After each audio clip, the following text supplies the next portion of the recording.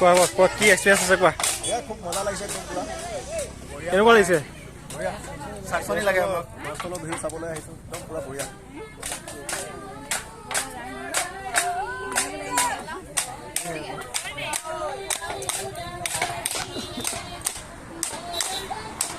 কি বিহু কয় মান বিহু গছতলৰ বিহু ন মাছখিনি হ'লে মানে দিলেই হ'লে কিয় আমি নচল হ'লে হ'লে কিয় হ'লে হ'লেই ঘৰতে কাষৰ দিকে